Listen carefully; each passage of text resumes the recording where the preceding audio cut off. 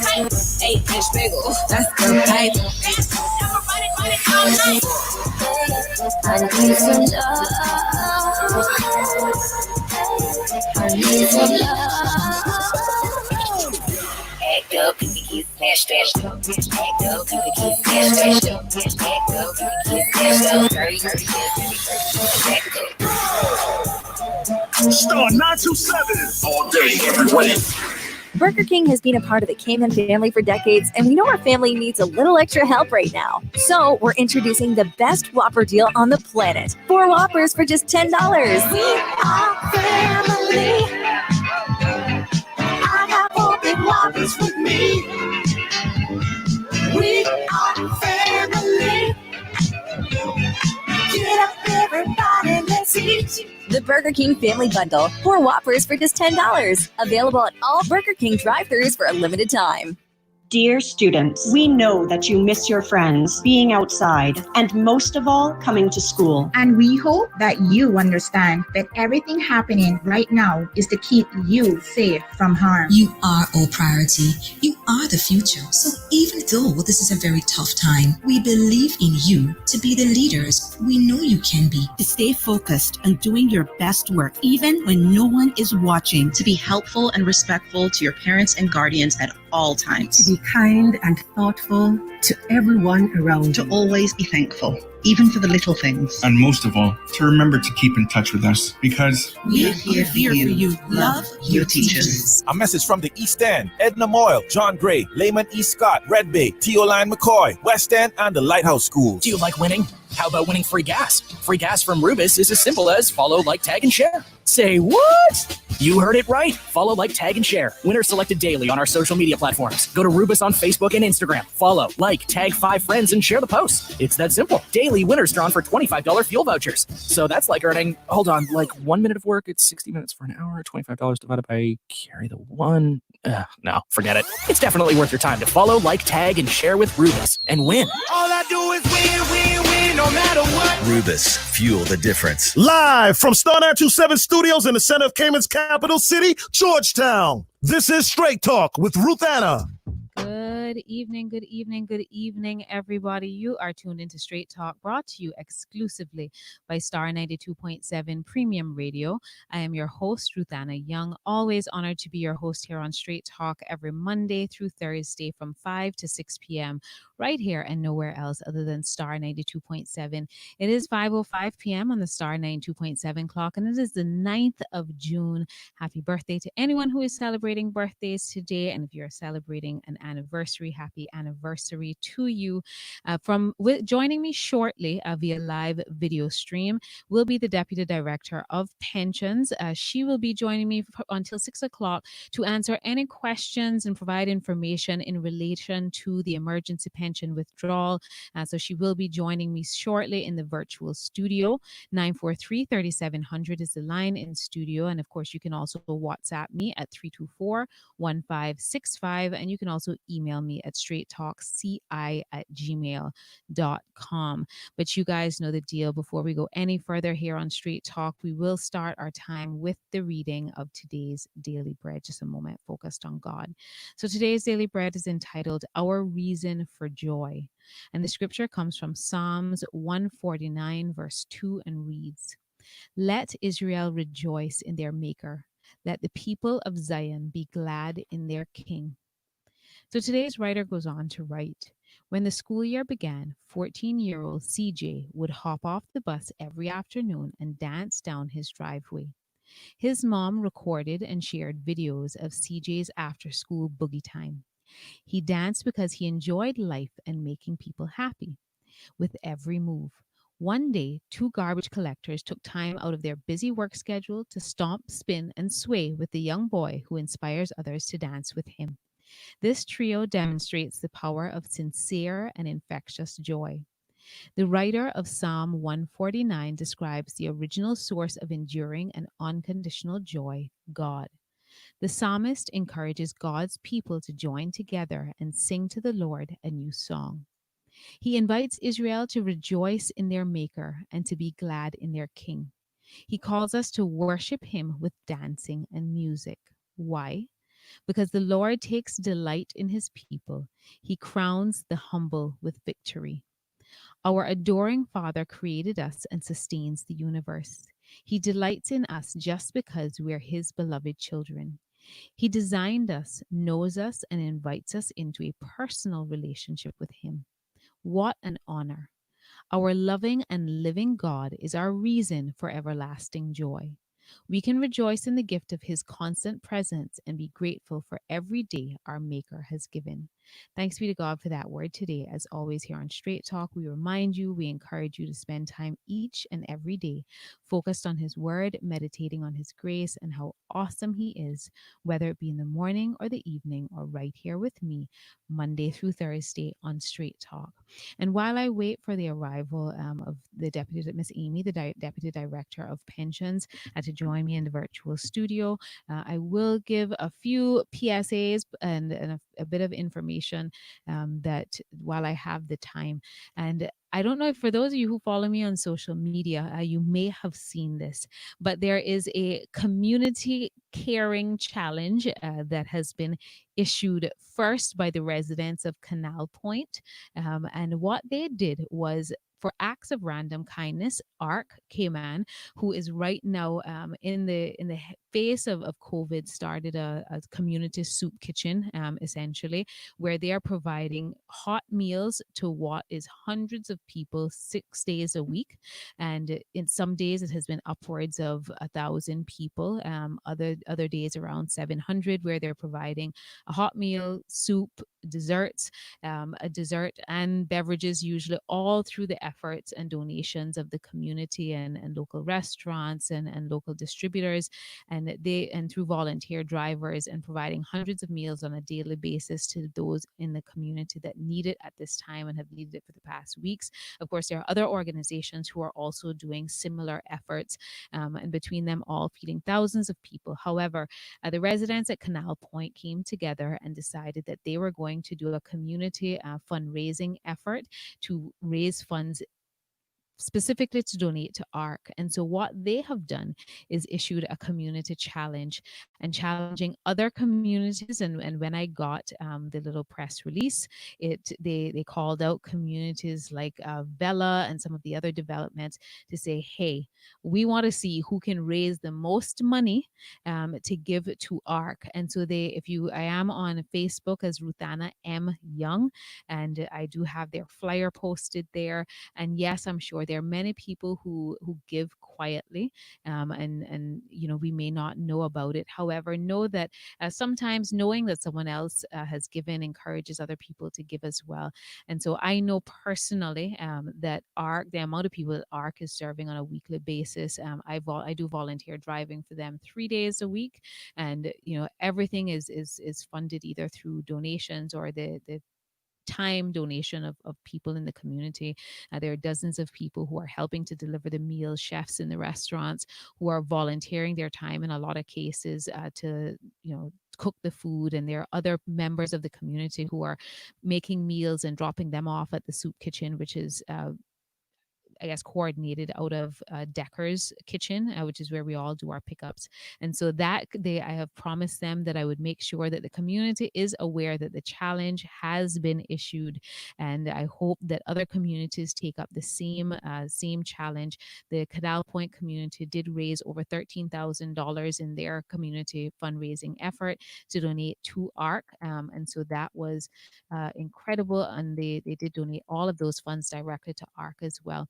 And I know that there's lots of giving going on. I had received a similar press release from the Great House, where their owners came together and they have raised over $50,000 and will be donating it to different community efforts. I know $10,000 of that did go to Jasmine, our hospice, and there should be other charities that receive as well. So if your community takes up the challenge, the community caring challenge, and does a fundraiser on behalf of ARC, I would love the opportunity to shout you out and know that you share with the community to that you've made those donations. So please feel free, whether you find me on Facebook or you email me, straighttalkci@gmail.com. Please feel free to share that information with me, and I can ensure that I will, share it on my social media channels and announce it on the radio, because those donations are what continue to keep these organizations running, and helping the community, and so many of whom need it at this time.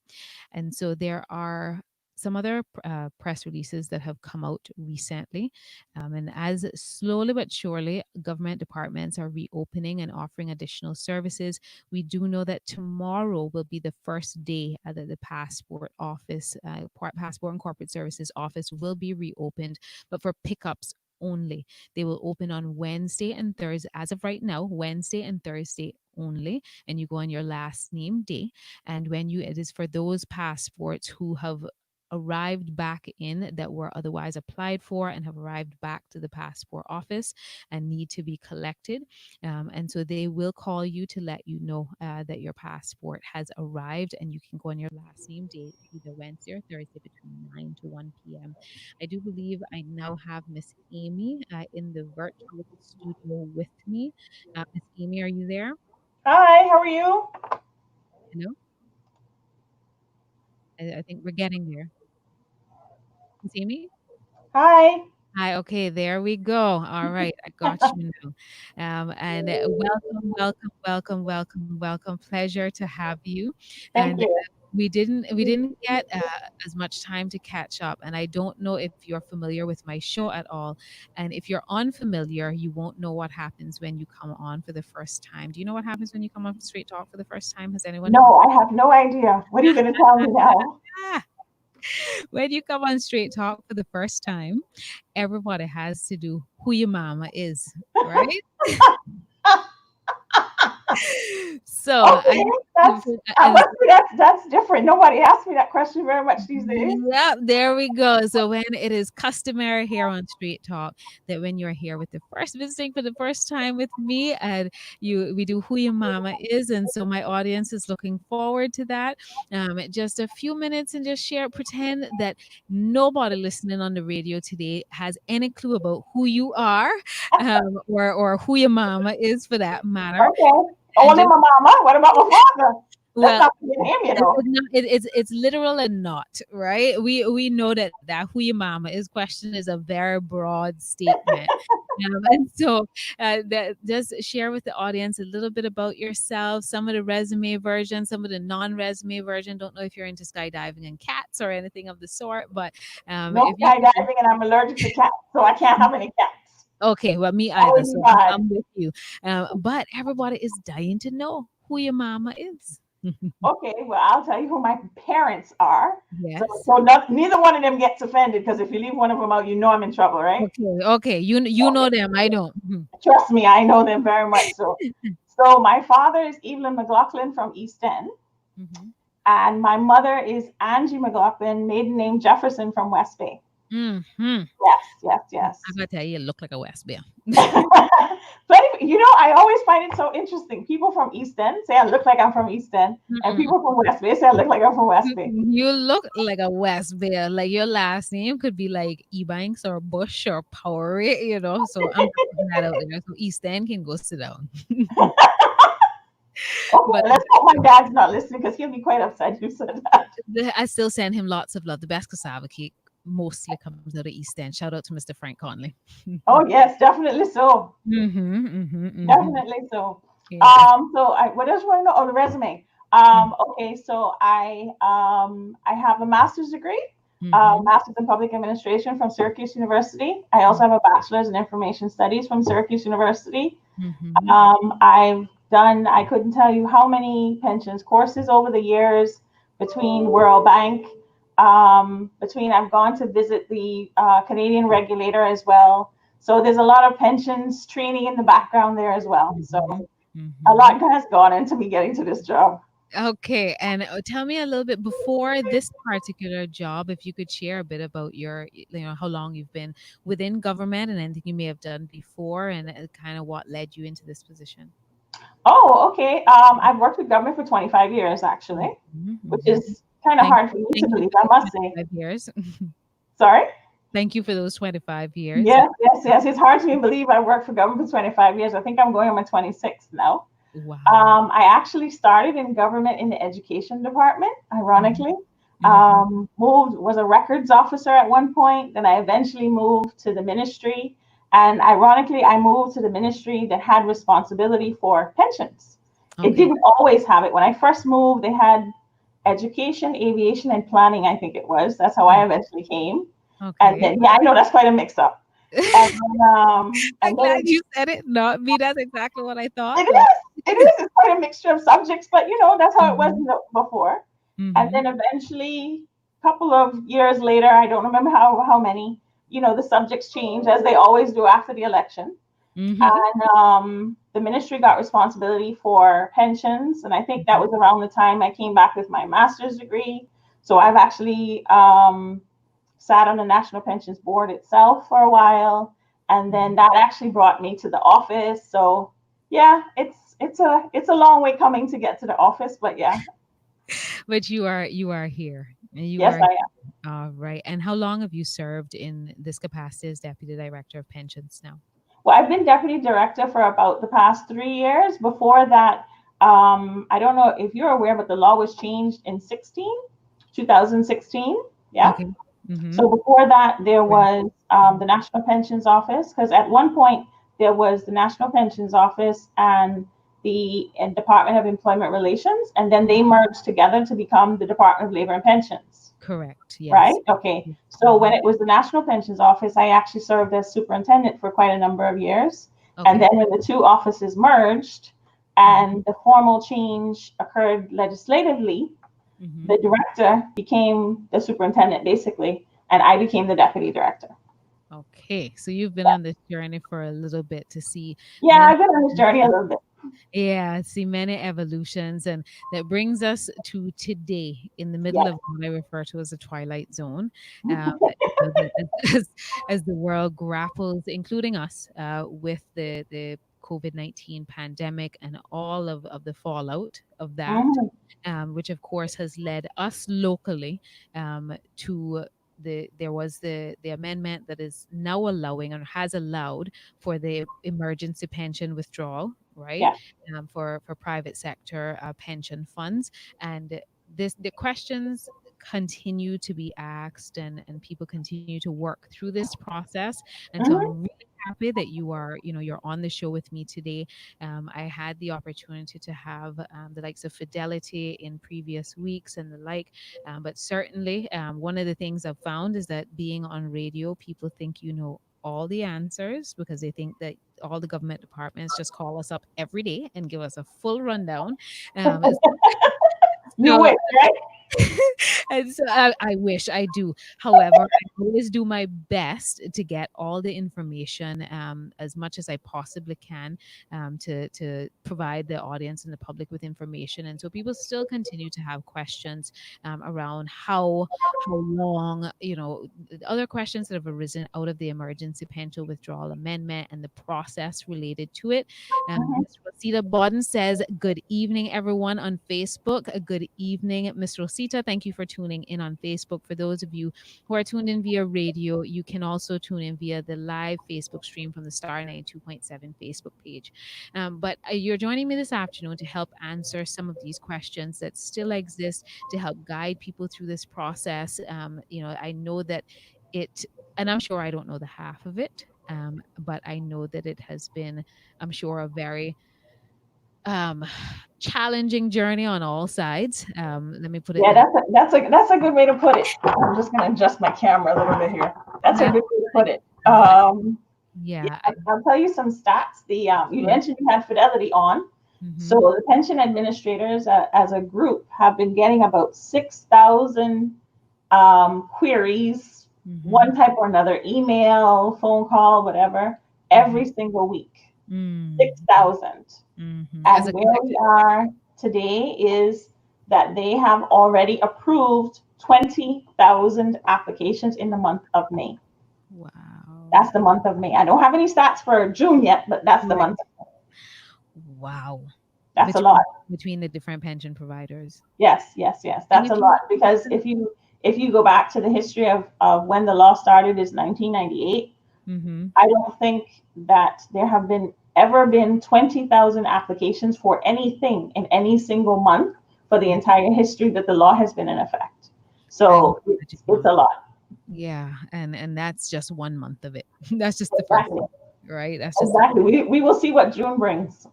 And that's why this conversation is still so relevant and important, right? Because despite the fact that you would have seen, I'm sure, an influx of applications or attempted applications, and I say attempted because I know some people have had to refile applications because they left out things and all that, which we will discuss. But in May, I'm sure there was, especially in the front part of the month, I'm sure that had to be very overwhelming. Every pension provider that I spoke to, or even having Fidelity in the studio and whatnot, we got a pretty good feel for what they were dealing with on the front line in that regard. And for the benefit of the public, could you share with the audience how many private pension providers do we have? There are 7 multi-employer pension plans. Okay. They're actually, I can name them if you want. There's also a list on our website as well. Sorry? If you could just go through the list quickly, just so that the public knows. Okay. Let me see how good my brain is right now, because it's 5 something. So let's hope I get it all right, right? Yeah. There's British American, or what's also known as Colonial. There's Cayman National. There's Chamber or Commerce Pension Plan. Excuse me, let me put it that way. There's also Fidelity Pension Plan, there's Island Heritage, and there's Silver Thatch Pension Plan. So there's 7 of them. Your brain doing good today, though. You're very good, even at 5:23. Thanks. Right? If you know, you can see, I was actually counting on my fingers to make sure I listed 7. Thank you very much for sharing that. And I see questions coming in on Facebook, but I'm going to get you to answer one question, and then I'll go to the Facebook comments and questions as well. So, and if you don't mind, as they come in, I'll interject them into the conversation. And if anything comes in via WhatsApp or otherwise, I will ask you as you go along. Right. One of the main questions that have come, I guess, to me so far, even still coming at this time, is the time frame for this application, right? And so to help people better understand, if you could explain the process of applying for the emergency withdrawal and the time frames that are set out in the amendment to the law, so that people understand. Me, please. Okay, so in order to apply, first you have to fill out the application form. A copy of the application form is on our website, as well as all of the pension plan administrators have a copy. So you can either go to our website, which is dlp.gov.ky. There's a yellow box on the right-hand side, which has all the critical information. You can go there, or you can go to the pension plans themselves website. Some of them have the form available electronically. You can fill it out electronically, and that might be a little bit easier if you're very IT savvy. So you can do that. But the application form, so first you have to fill that all out. In addition to that, you need to provide the, when you submit your application, it needs to be accompanied by a notarized, i.e. from a notary public, or a certified by a justice of the peace copy of your identification, and it's your government issued identification. So that would be your passport, your driver's license, or your voter ID card. Either of the 3 of those would be acceptable. So you would accompany your application, would then be accompanied by the identification in the same email. You can't send it as 2 separate emails. It needs to be in the same email, right? And then you send both of them in together. Now, if you are off island, and you left Cayman from the 1st of February 2020 or later, you can still apply.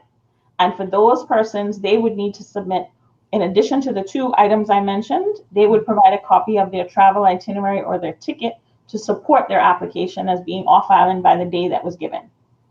So that's how you kind of start the process. Okay, got it. Now on our website, as I said, there is, in that yellow box, there is a list of the pension plan administrators, And you'll also see that some of them have a different email address depending on if it's a query you're making or you're submitting the application. So you need to make sure you're sending your application with the ID to the correct address, right? So that would be the next thing you do. You email it in, or if you want to drop it off, you can do that as well. Some of them have drop boxes. Either way is acceptable. So then the application with the information goes in. Then you were asking about the time frames, right? So you put in your application within 7 days or 7 days later, no later than 7 days, then you would get an acknowledgement from the pension plan administrator, which simply means, hi, we've got your application. It's now being processed. Just an acknowledgement, right? 14 days after that, or 14 days after the 7 days. Yes? Okay, 14 days after the 7 days. Okay. Correct. Yes. Then you should receive from the administrator a decision. So the first communication you got was, hi, we got your application. The next one should say that we have your application. We've now processed your application. And yes, you're approved or you're rejected. Right? So that's the two critical time frames to get you started. Then the last time frame is the 45 days. And the 45 days actually starts from the day you submit your application. Okay. Yes. That question already just came in similar, basically on Facebook. So you're eliminating one of the questions so far. Okay. Okay, well, that's good. That's good. I answered somebody already. Yes. Okay. So 45 days. So just for clarity, for those who may not know, 45 days from the day you submitted the application. Yes. Right. What happens at that 45-day mark? Or that is when the payment is then due, assuming your application was approved, of course. That's when the payment is due. So as part of your application process, sorry, computer is doing funny things here. Sorry, there we go. After the application process, in the application process, when you filled out the application form, you would have said that either you need a check or you need the funds deposited to your account. Now, what we're asking is for persons to allow the funds to be deposited into their account. Given the current circumstances, not all the pension plans are open as yet. It's just easier, more efficient if they can deposit the funds into your account. So when you're filling out the form, you have to make sure you provide them with your banking information, which bank it is, your account number, things of that nature. So they'll need that in order to deposit the funds into your account. Now, if you ask for a check, it's feasible to get a check. It just might take a couple more days. Because, of course, they have to put in the request to get the check from the bank. They have to get the check. You have to come pick it up, so and so and so. So that might take a couple more days, but the rest should take 45 days. Okay, got it. Okay, so I'm going to go backwards on these questions that came in because I think you basically just answered this question. Ms. Rosita Bodden says, just a quick question for Miss Amy Wollaston. When we get approved and they say within 45 days we will receive our pension, is the 45 days working days or just 45 days? It's 45 calendar days. Okay, 45 calendar days. When the 45 days come, will we receive an email or a phone call or what? No, the funds would be deposited in your account. Okay, so to your knowledge, the pension providers aren't necessarily sending out a notice to say, hey, we've done your deposit. No, not necessarily, no. You just have to keep your eye out for it. Yes, if it's being deposited in your account, you can check your bank account to see if it's already there, right? If it's, be patient now. As I said, 20,000 applications were processed in May. So people need to have a little bit of patience. But, it's supposed to be there 45 days after the application, assuming the application is approved, of course. Got it. And we are right on 5:30. I have some other questions that have come in that I'm going, a few messages as well. And so we're going to go out for our first break of our time together. I'm going to just read one of the questions quickly. And then when we come back, I'll have you answer that question. Mr. Hector asks, what about those employers or ex-employers who own pensions? It says, I guess that's pension for quite some time. So the lower class and people, and they would need those funds and they can't get it, and it's been several years complaining to the Labor and Pensions Office and nothing hasn't been done. What advice can you offer about that? Right. So I guess the essence of the question is what do people in that situation do? So as soon as we come back from our first break is 5:31, then I'll ask you to answer that question first and then go on to some of the other bits of information that I think the public needs to know. And so guys, we will be right back after this break. Keep it locked for some more Straight Talk at Star 92.7. The conversation, the phone lines are now open. 943-3700. You can also find us on Facebook or email us at straighttalkci@gmail. Digital banking, online, RBC.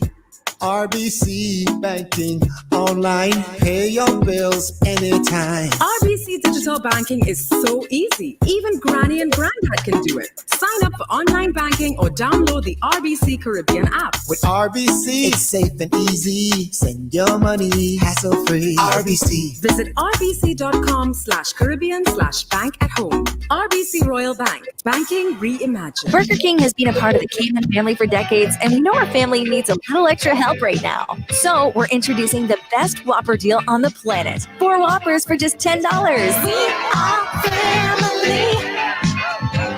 I got 4 big Whoppers with me. We are family. Get up, everybody, let's eat. The Burger King Family Bundle. 4 Whoppers for just $10. Available at all Burger King drive-thrus for a limited time. Dear students, we know that you miss your friends, being outside, and most of all, coming to school. And we hope that you understand that everything happening right now is to keep you safe from harm. You are our priority. You are the future. So even though this is a tough time, we believe in you to be the leaders we know you can be. To stay focused on doing your best work, even when no one is watching. To be helpful and respectful to your parents and guardians at all times. To be kind and thoughtful of everyone around you. To always be thankful, even for the little things. And most of all, to remember to keep in touch with us because we are here for you. Love your teachers. A message from the CIFEC, Clifton Hunter, Creek and Spot Bay, Georgetown, Prospect, Savannah, and Sir John A. Cumber Schools, and Little Cayman Education Services. Flow is always committed to keeping Cayman connected, but especially during the current COVID-19 pandemic. To assist you while you work and learn from home, Flow is happy to provide you with a free upgrade to your current internet speed. Welcome back to Straight Talk with Ruth Anna on Star 927. We are back, folks, and you are tuned into Straight Talk, brought to you exclusively by Star 92.7 Premium Radio. I am your host, Ruth Anna Young, with you until 6 o'clock this evening, joined by the Deputy Director of Pensions, Miss Amy Wollaston. Do I pronounce your last name correctly, Miss Amy? That is correct, yes. Okay, and she'll be with me until 6 o'clock this evening, answering your questions in regards to how do you apply, what to expect, timeframes in relation to the emergency pension withdrawal that was recently, where the law was recently amended to allow for this withdrawal in light of the financial fallout from many of the COVID-19 global pandemic. So right before 943-3700 is the line in the studio. You can also WhatsApp me 324-1565, or you can email me at straighttalkci@gmail.com. We are also streaming live video from the Star 92.7 Facebook page, where you can also leave your questions, comments, or concerns. And we've had some questions and comments coming in. So I go through those as quickly as I can. We've answered, I think, a few of those questions already. And I did read one of them out to Miss Amy as right before we went on the break. I will read it again and give her the opportunity for her to provide information to Hector and anyone else who this is relevant to. He asked, what about those employers or ex-employers who, and I guess we owe pension for quite some time to the lower class people, and that they would need those funds and they can't get it, and it's been several years complaining to the Labor and Pensions Office and nothing hasn't been done. And basically, what would be your advice to him? My advice to him would be to contact our office to get an update on the case in order so he can find out what has happened since he filed his complaint. He can contact our office. Our email address is dlp@gov.ky, and then we can provide him with an update. Okay. And is email the best means for them to reach out to the office at this time? Particularly at this time, yes, because we haven't opened to the public quite yet. If you can't use email, I mean, you can call. So our number is 945-8960, but you will have to leave a message and then someone will have to call you back. So if you use email, that it just works better for us as well. Okay, 94589. 8960. Okay, and they'll leave a voicemail, and then as the voicemail is checked, then someone from the office will get back to them. Yes, exactly. Okay, got it. And so a few, and then Benita Francis says, "Are you still working remotely?" A lot of our staff are. I have to go into the office quite often, given the volume of work I'm currently doing. Okay. But doing the best to manage. We all have to cope under these unusual circumstances. Yes, and I think that is the most we can ask of anybody at this time, really, because everybody's individual circumstances are so different, as well as within the individual departments, right? Yes. And the extent to which departments have digitized documents and are set up for remote work. But I think that over the weeks, we've seen government, along with the private sector, have to make adjustments really, really quickly in order to be able to work from home, work remotely. And I think as a whole, I think Cayman has done a pretty good job. And I think that it's forced us forward into this world of remote working and stuff where we may have otherwise resisted. But yes, I think that's true of the civil service as a whole. I think the deputy governor has said, it's changed, the way some people do business, and we don't want to see us necessarily go back to what we did before, when we can do something that's better and more efficient and still serve our customers. So yeah, I think remote is here to stay. I think maybe not permanently, not every day, but I mean, it's an option available to people who need it. I would like remote working to be here to stay to whatever extent is necessary to help those of us who are not living in West Bay continue to enjoy this wonderfully, relatively traffic-free environment. So, don't get me started on traffic. You kind of cause problems. I didn't even know about it now. To whatever extent we need to keep remote working in place or can accommodate remote working, that is what gets my vote. Okay. Yeah, I hear you. I hear you. So an hour in traffic in the past, so it's great now. Yeah, this has been wonderful. So Trisha Jones says, have a quick question for Ms. Walston. My application was approved on the 18th of May. What date can I check in my account for the deposit? And she says, apologies, good evening, Trisha. So she's basically asking if it was approved on the 18th of May, around what time can she expect the deposit, assuming all is on time? Okay, well, she said it was approved. She didn't say what day she actually applied. Yes, she may just be joining us, so she may have missed your comments in relation to that earlier. That's true, but it's 45 days after you've actually applied that the funds are due to be paid to you as a member. Okay, so you want me to go through the 7 and the 14 days again? Yes, please, because there are people, of course, who are just tuning into the stream and such. Yeah, so if you could put the time frame of expecting, so people understand what to expect again. Okay, so as a member, you put in your application accompanied by your identification, which is notarized or certified.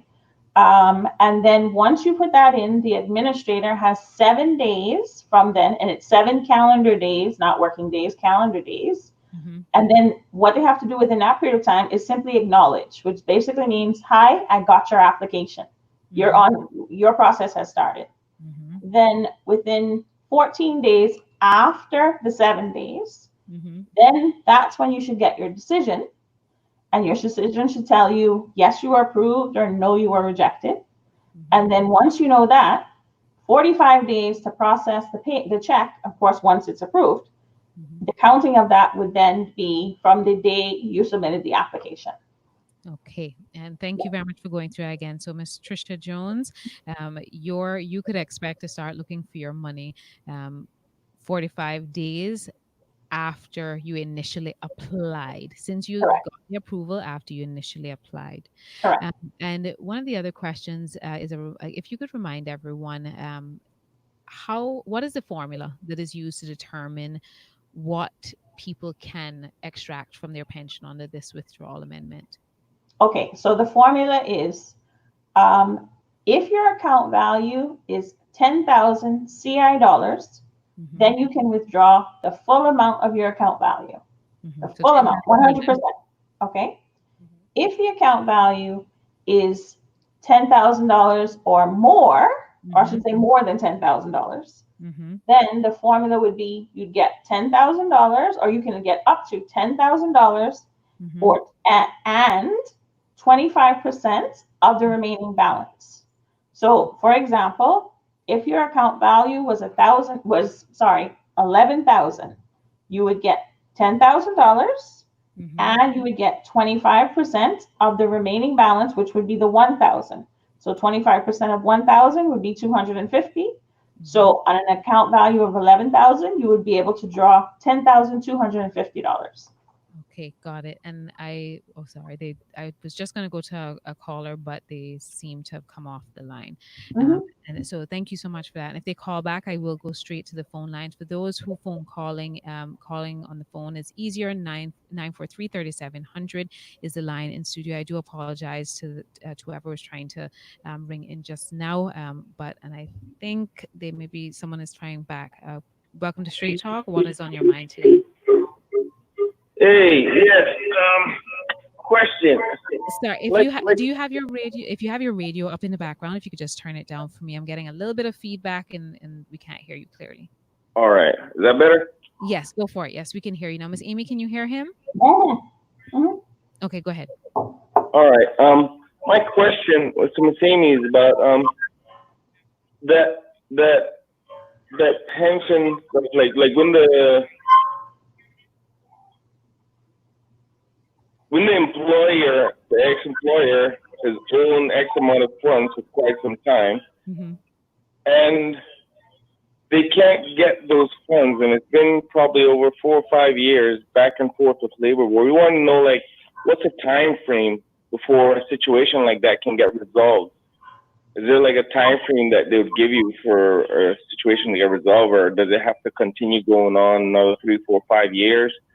And does those funds will ever be recovered, and will the employee have use of those funds eventually when they do get them?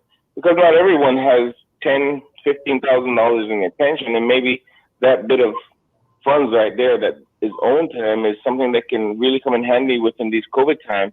So how are they going about a situation like that? Okay, so Ms. Amy, I think there was several parts to the question, right? So I think the first part of his question was, is there a time frame that it normally takes to resolve those types of matters? It depends on the circumstances of the case, because although one employee may come to us and make a report, our policy is to investigate the entire company. So if it's a large company, that in itself takes a bit of time to occur. What we also do is, if we discover there was indeed a issue of non-compliance, then we will work with the employer in order to resolve that. So that might be, for example, sorry, am I hearing? I'm not sure. Echoing is coming from someone's background. Yeah. Okay. I don't think it's my background because I'm in a room by myself, so I'm not quite sure who's in this, but okay. But we work with an employer in order to resolve the case. And our policy is to allow the employer to pay off the arrears over time, but they have to pay both the current and any back amount as well.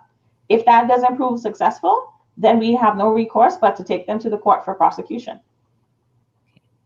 And did that clarify the first part of your question, sir? Hello? Hello? Yes. Okay, that clarifies the first part. Okay, the first part. And then I think the next part to what he asked was, in essence, if and when it is resolved, will the employees be able to get use of those funds after the fact? Is that's kind of what I got from what you were asking, sir. Well, the money will always belong. The money will always belong to the employees. It won't belong to anyone else. Just to be clear, the money will always belong to the employees. It will. The law will then govern when they can withdraw the funds and what the funds can be used for. Okay, depending on when they get to a resolution and payment is made and all those Exactly. Okay. Did that answer your entire question? Or you have other questions for her? I have a few more questions, but I'll leave space for someone else for now, and then I'll call back. Okay, and then she did. I don't know if you heard earlier. She said the best thing to do, if you have queries for something that's ongoing, is to email them at dlp@gov.ky. She said that is the fastest means to reach them at this time, to find out what the status of your specific case is, if a complaint has already been filed. Yes. Okay. All right. Thank you so much. All right. Thank you so much, Miss Amy. All right. So in relation, some more questions specifically in relation to the emergency pension withdrawal. Now, I would like to ask you, Miss Amy, what are are there any specific challenges or things that you think people are to this point are still not understanding or complying with in the application process? Because although you receive thousands, the pension providers, between the 7 of them, received and approved 20,000 applications in June. Applications, I'm sure, still continue to be submitted, and applications are still being processed. Based on the inquiries that are coming into your office and your conversations with pension providers and the like, are there any particular things, points that you feel is necessary for the public to know, things people are forgetting or, not, that they need to keep in mind? Well, I think the critical one is the ID and the fact that it has to be either certified by a justice of the peace or notarized by a notary public. And you have to submit the ID and the application together. Mm-hmm. Now, I was mentioning the yellow box that's on our website, and our website is dlp.gov.ky. Mm-hmm. The yellow box on the right-hand side, I think it is, in our website, we have a link to the judicial website, which provides a list of all the notary publics as well as all the justices of the peace. Mm-hmm. So you can find that information already there. Mm-hmm. And then please make sure you submit the ID and the application together. The other thing that I know is causing some difficulty is sometimes people have made multiple applications. I think I heard a story about someone who applied 4 times to the same pension plan. So realize if you apply 4 times, they're going to go through your application 4 times in order till you get it right to figure it out. But that just means it's delaying the process along. So one application, get all of it filled out correctly the first time, and then you'll be good to go. Okay. And I know that some people wonder when they hear, okay, in 14 days you get notice, or 14 days after the initial 7 days, you get notice of whether the application was refused or approved. Mm-hmm. Wonder what are some of the things that applications are getting refused for? For example, not having the notarized identification. So if you just send in a copy without it being notarized or certified, it will be refused for that reason. Mm-hmm. If you don't fill out the form completely, for example, you don't sign the form, or as a member, you're not filling out the form is 1 page double-sided, and it has some declarations on the front and then a formal declaration on the back, which you have to sign the back of the form. So if you don't fill it out completely, it will be refused for that reason. Mm-hmm. One thing we haven't talked about is public servants. So, for example, this is another reason an application would be rejected. Mm-hmm. So for public servants, if you are a public servant, i.e. you work for a statutory authority or a government company, mm-hmm. and your pension contributions are being paid by those entities, but still under the National Pensions Law, and you are currently employed with them, then those persons are not able to claim under the emergency withdrawal. But if, for example, you formally worked for a statutory authority or a government company, and you no longer work for either of those two, and you don't work for core government either, then you're no longer a public servant, and you may, for example, be employed in the private sector now, then you would still be able to access your previous contributions as long as they're under the National Pensions Law.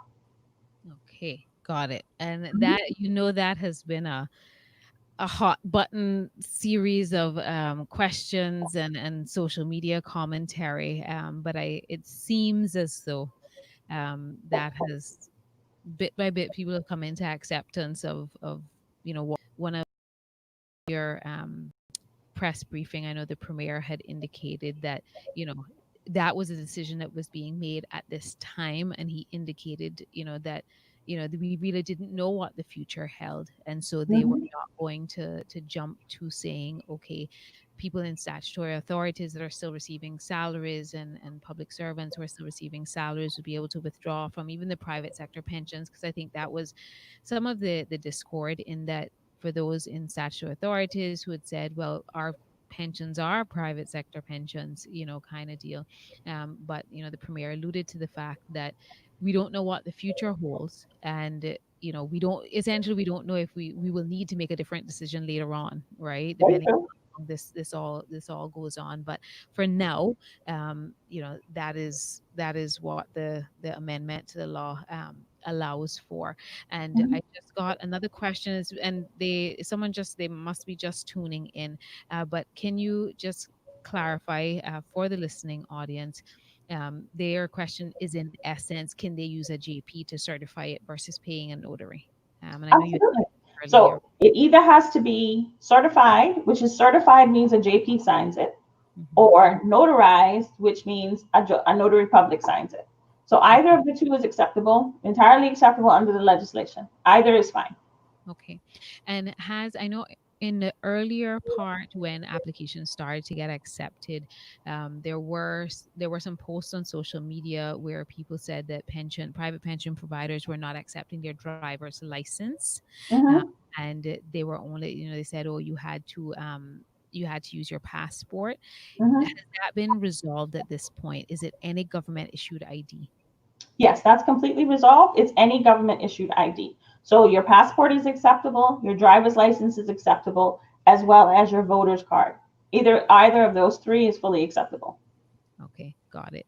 And are there any recommendations to persons who, I think for the most part, from anything that I have seen, I don't know if, again, this has been resolved, but in the earlier weeks of the applications coming in, some people wondered, well, if I'm not so tech savvy, is there a alternate means for me to submit my application, right? To your knowledge, and I know, of course, these applications go into the individual pension providers, but to your knowledge, what has been the kind of resolution to those types of queries? Well, what we did for those persons is that all of the pension administrators have to have a way for you to submit your application, even if you're not IT savvy. They are all aware of that. So a lot of them will already have drop boxes in place. Some of them are still putting in drop boxes because I think it's the same company that's doing this type of work for most of them. So of course, some of them are in the queue, but there are drop boxes already there. So you can drop off your information, your application at those drop boxes, and then it's processed that way. And I do know quite a few applications have come in that way for sure. Okay, and so those people have that. There's been some resolution. Let me also add that if you aren't tech savvy and you don't want to go on the websites to get the application, we're also providing copies of the applications at some of the post offices and some of the supermarkets. So you'll see them displayed there as well. Yes, and I do know that I have seen them when you are walking out of, I think most of them have it when you're somewhere like around customer service or exiting out of service, for example. And then, we have only a few minutes left. And so I would like to ask you, two questions and then final comments. For those, over the weeks, you've heard people, who maybe they don't necessarily need their pension, right? They don't need it. They're still working. They're still in the same financial position now that they were before COVID. And, but they're saying, okay, I'm going to withdraw my money. Regardless, do you have any thoughts or recommendations for persons who have chosen to withdraw or are considering withdrawing, even if they don't necessarily need it to live and pay bills at this time? Well, the thing is that, when the amendment was being debated, it was spoke about, I think several members of the Legislative Assembly made a point of saying, if you don't need it, just wait. And I think I fully support that because you're already working. So it's not like you need it for an emergency purpose, which is really what it's intended for under this legislation. But not just that, the amendment is in effect for 6 months. This particular section is in effect for 6 months. So this section came into effect on the 1st of May and will expire at the 31st of October. So you still have time to apply. There's no big rush to go. It's not going to go out, it's not going to expire at the end of June. It doesn't expire until October. So you still have time. Okay, got it. So they can still, because I think we're all aware that circumstances could change over the coming months. Absolutely. And if someone that is completely financially okay right now and doesn't need it, and their circumstances change, they lose a job or become ill or whatever that changes their financial position 3 months from now, the option will still be there for them under this law to apply for their emergency pension withdrawal. Right? Exactly. And let's not forget that pensions is actually for retirement. It's not really for an emergency purpose, but I respect the government's decision to decide that was what they wanted to do. Fair enough. And so we are about 2 minutes shy of the 6 o'clock hour. And I'm so grateful to have had you on the show, and thank you for all the information that you've shared this afternoon. I will ask you to use the final minute and a half or so to give final thoughts before we close out the show. Okay, well, my final thoughts would be if you have any questions or concerns, you can email us at dlp@gov.ky. Sorry, more IT stuff. At dlp@gov.ky, and also take a look at the yellow box on our website because we have the application there. We also have frequently asked questions. The list of the notary publics and the JPs is there, as well as the critical contact information for all the pension plans. So I would encourage members to have a look there and make sure they acquaint themselves with that critical information. Okay, and I have one last question just came in to my WhatsApp that I'll just ask you before we go. It says, did I miss the question? Which they didn't. Basically, do we have the option to cancel our applications, or will they give us the option once we know how much is being deposited prior to? I can't say the law specifically speaks to canceling, but I'm sure if you contacted the administrator and said you wish to cancel your application, they would accommodate that, of course. Okay. If you have a problem, then of course email us, but I don't see why anyone would force you to take it if you decided you changed your mind. Okay, and based on, I guess, what I've heard over the weeks, it seems as though, because they don't give you notice, at least to my knowledge, and based on what you said, that they're going when it's being deposited. So if someone wants to try to cancel, my assumption is that they should just go ahead and make a submission to their pension provider to cancel the application. Right. When they tell you that it's going to be approved, at that point, you should get an indication about when you can expect your payment, right? But they're not going to actually, unless you have to physically come and get a check, where they have to call you to say your check is ready, you can come into our office, then it's unlikely they're going to call you to say your funds have now been deposited, just because of the volume. To be honest with you, the volume is significantly great. Okay, and just before we go, the person is saying that they are still unable to get through to their administrators. They don't respond to anything, phone or email, and there has been no indication on amount being redeemed after the approval. And I do know that that has been of concern because people are unsure as to whether the money just shows up or how is that determined. Is there any if there's any brief way for you to answer that right before I close out the show? Well, I would say that if you're having a problem with your administrator's responsiveness, as I laid out the time frame between the 14 days, give it a couple of extra days. But if you still don't get a response, then email us, because this is by far at the moment is probably the biggest issue we're having. There's a little lag in the responsiveness, but from my conversations with the administrators, that should all be addressed this week.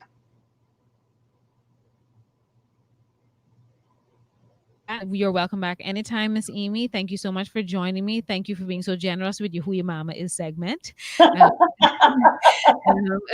So please stay safe. Take care, guys. At the 6:01 on the Star 92.7 clock, which means that we are out of here. I will be back again tomorrow. I have 2 guests tomorrow. I have CCMI joining me from 5 to 5:30 for World Oceans Day, and then 5:30 to 6 I have Flo joining me talking about the superhero plan. So please tune in. I have a full hour tomorrow. I will be right back, same time, same place, 5 p.m. sharp on Star 92.7 for some Street Talk.